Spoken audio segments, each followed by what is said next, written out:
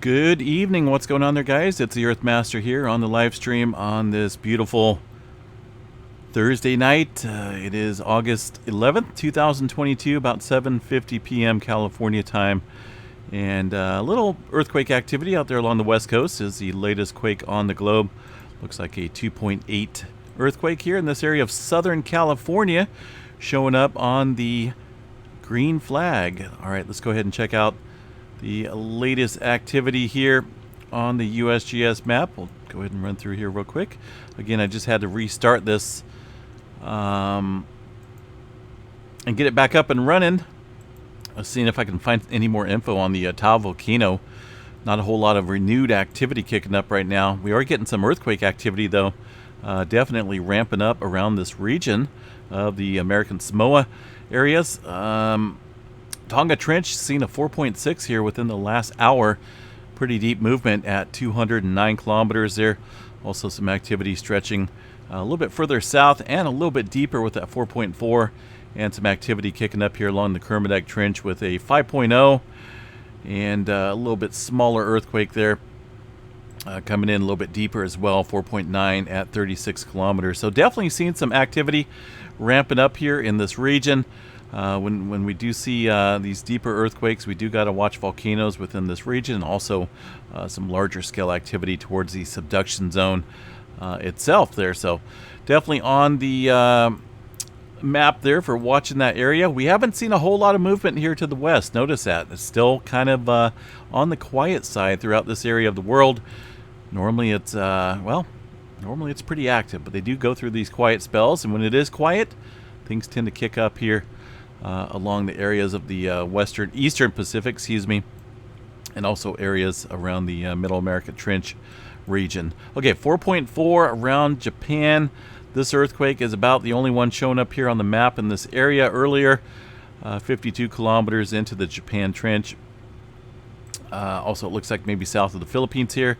Got a 4.4 that came in earlier, much earlier this afternoon, but pretty deep though, 143 kilometers within the Philippine Trench.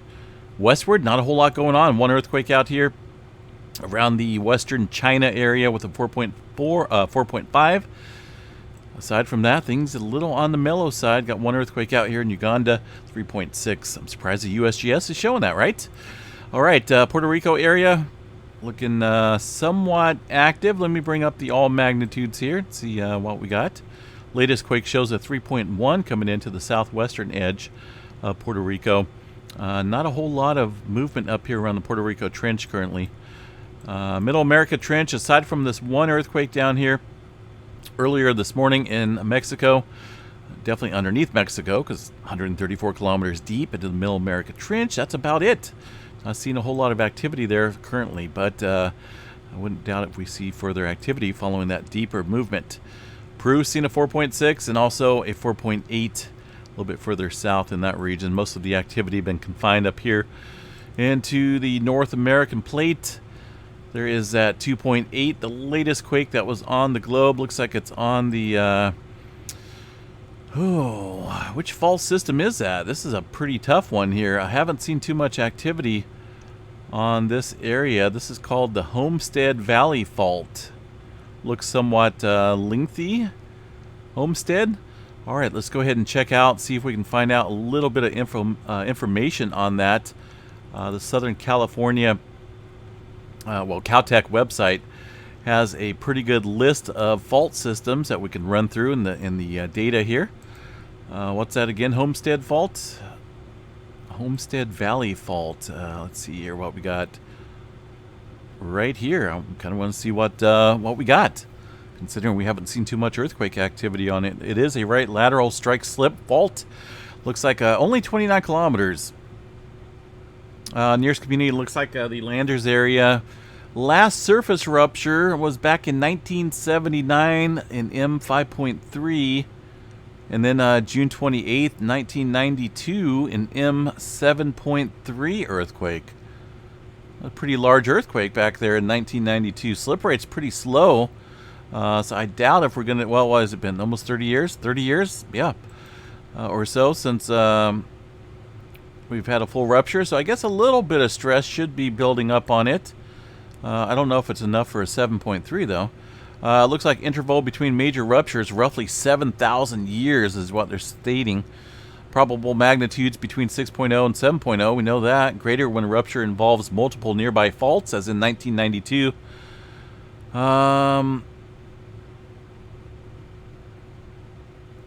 Let's see here. It looks like the Homestead Valley Fault ruptured along most of its length during the 1992 Landers earthquake. Quite a bit of displacement there. Looks like 11 feet of displacement. So yeah, I don't think we have enough stress there for a larger quake, but you never know. Could still see some movement, and that's what we're seeing tonight. 2.8 on that area. Around the San Andreas Fault, pretty quiet right now. No major swarms to report here in the area. Up north, got some movement kicking up here in the Antelope Valley area once again, including a 3.0 earthquake in that mix of earthquakes there. 15 earthquakes over the last 24 hours. Let's see what we got for 2.5 and above. Looks like we did have a 3.5 earlier this afternoon in that region, so things still pretty active along the eastern crest there of the Sierra Nevada. Not a whole lot as we head up north.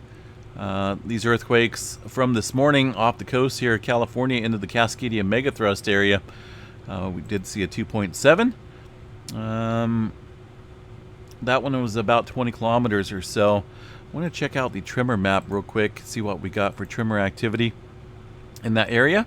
And looks like it's continuing again today. 272 epicenters of tremor along the Cascadia, basically in the same spots that we've seen over the last couple days, Northern California and also up here along the Vancouver Island ranges. So we could be seeing some activity ramp up here, continuing along the Cascadia in this area. The tremor activity does tend to obviously increase some strain and stress upstream, but also we can see some crustal quakes up here further, I can't say upstream, but further up towards the surface. A lot of times we get some surface quaking going on throughout the area. Mount St. Helens seen a couple small microquakes. Most of this activity from earlier this morning. Not a whole lot going on there right now. Looks like one earthquake over here south of Oak Harbor on the which fault system?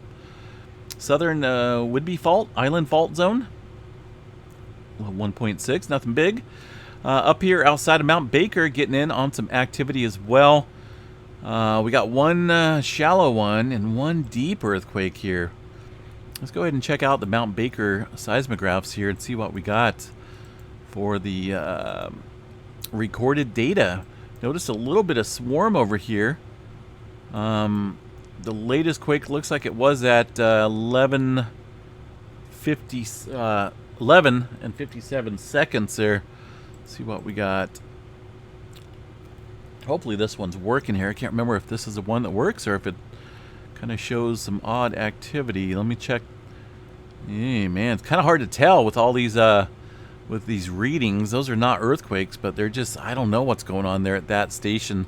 And the nearest one aside from that is way far away. They need to get this covered a lot more. If this thing's going to be active in earthquakes, one earthquake within the region or one seismograph is not enough to cover the activity. Let's see what we got for the 6-component broadband station. That looks a little not.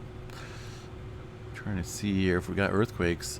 I don't like the interference here. Notice the interference every 3 or 4 hours or so. It looks like a generator or something's coming on, running for an hour or so, and then kicking off. These are very consistent with some type of interference on that seismograph. We'll check out this one down here. I don't know. Maybe we can't get any accurate readings here from the Mount Baker region. But this one looks good, although it's a little crooked. There's still, you guys see that? Something comes on and it turns off. Something comes on and it turns off on this map too. Every 20 minutes or so it looks like. Goodness, I don't know what they're running up there. As far as seeing any earthquake activity, and you can see it again on this map too. Something comes on, shuts off. Something comes on, shuts off. These are not magma movements or any type of earthquake activity because they're too common and they're too consistent in their signature and their time. So something's going on there. I don't know what it is. Not earthquake activity. So unfortunately, we can't see too much in terms of what's going on at the Mount Baker area. So we'll have to take their advice, or at least not their advice, but their word for it, that these are the only earthquakes kicking up right now. Further north into the Alaska region, a couple earthquakes out through the Cook Inlet region and also Anchorage. A little activity west of Denali, looks like, or northwest of there. Not a whole bunch. Looks like a typical beautiful day up there. I'm sure it's still light. Again, no movement really to report along the Western Pacific, aside from that Japan quake. Hawaii, see what we got cooking or kicking off out here. One earthquake in the last hour near Volcano. This is on the looks like the southeastern area of Mauna Loa. Some microquakes up at the summit. Very shallow earthquake activity up there. And Pahala region seen its typical swarm with a 1.9 offshore within the last hour. Nothing going on out here around the Loihi Seamount. Looks pretty quiet for now in that area. We'll see if that remains that way. What do we got going on out here around the eastern portion of the country? Maine. What's going on out there, Maine? 2.8 and a 2.8. Looks like we had... what do we got there? A couple small microquakes out there in the Maine region. I'm not for sure what fault systems run through here. Let's go ahead and check out the seismic hazard map here of this area. Looks like further towards the Bangor region and the Augusta area, definitely seen some hazards in terms of the dynamics of the plates here. But we don't see too much earthquake activity up there. But there is some older faults that do run through the region. I'm pretty certain that they're much deeper, but they have been mapped out here. Of course, around the Ottawa and Montreal region, we do see some hazard zones in that area. Again, nothing like what we see around the New Madrid zone or down here in South Carolina. But there is some faults up there in this area, it looks like. So it's, you know, it's not common, but we do see some activity on occasion up there around the Maine region. Even Ohio. It's been a while since we've seen any activity up there. Okay, let's see what we got. Earthquakes Canada. We'll double check the northern end of the Cascadia and see what we got going on out there. There's some of that earthquake activity being picked up from the Earthquake Canada folks. Looks like they got 3.1 in there, and the smaller earthquake as well. Low activity up north, way up north. Looks like it was felt a 3.5 earthquake, striking up there well north of the main area, up in the Quebec region. Up to the west here, looks like a little activity in the red circles over the last day or so at the northern end of the Cascadia, and some further movement around the BC area. Northwest Territories way up here, some older movement. Aside from that, little activity north and eastern portions. A little busy tonight, or at least over the last couple days. Space weather activity, I'll run through that here real quick, then we'll check a fire update. Looks like things mellowing out in the geomagnetic forecast here. Looks like it's going back down to normal, into the green zone. Aside from that, it looks like we're not expecting really too much in terms of further uptick in solar weather. There is that coronal hole that is kind of facing towards us here, or will be facing towards us here in the coming days. That could amplify things up in the future for this geomagnetic storm forecast. As far as solar flaring activity goes, only a 30% chance at that. Things pretty minimal though on the board. Looking at the California fire map here, called Watch Duty. It's a pretty cool map. Unfortunately, there's a few fires out there. The one I was on over the McKinney fire over around the Klamath River area looks like it is getting contained. 80% containment, which is good. On that, it burned 60,000 acres and unfortunately burned quite a few structures throughout the Klamath River area. Not a pretty sight up there. The bigger one, it's kind of getting out of hand here, is well, these 5 fires. Look at that, there's 5 of them. These were caused by lightning strikes a few days ago. The Willow Creek area looks like it's getting really close to that region. This one looks like it is 0% contained. 4,500 acres for that fire, and there's Definitely looks like it's getting really close to the Willow Creek region. A couple other ones up here as well. I'm not for certain what their containment is. Doesn't look like it's all that good. This is some deep back forested areas. I'm sure they can get some tankers in there. Aerial tankers, pending that the skies are clear. But man, that's some heavily wooded areas. Unfortunately, a lot to burn out there. A beautiful region, but I don't know. There's not going to be much left of California after all these fires. So it used to be a beautiful state. It used to be, but I don't know anymore. I'm ready to bail. I'm not even joking. California, see ya. All right, guys. Have a good night. Stay safe out there. Again, we are giving away a $40 Amazon gift card to members. If you want to be a member to the channel and be entered into special drawings each month, then jump on board. Right now, the pot of gold, the member count is kind of low. We do have a few in there, and we do recognize those folks and members here on the channel. Try to do it every week. We'll probably do it here this Friday, or which is tomorrow, and we'll recognize those members for being part of the team. But if you want to win, you got to jump on board, folks. If you don't win, then you can cancel your monthly subscription. But I think it's worth a shot, right? $40. And what's a membership? What is it? $3.99? I can't remember exactly what YouTube has it set as. But yeah, $40 gift certificate up for grabs for members coming up here real soon. Probably next week we'll get it going. Robert Kozowski won a $50 Visa gift card last month. Congrats back out to him again. All right, guys, have a good night. Stay safe. I am going to back out of here and just kind of watch the earthquake activity for a little bit. Again, the stream went down. I was away from the computer here for a little extended period. Not for sure what happened. Not super suspicious. But either way, it's back up and running. And we're live again.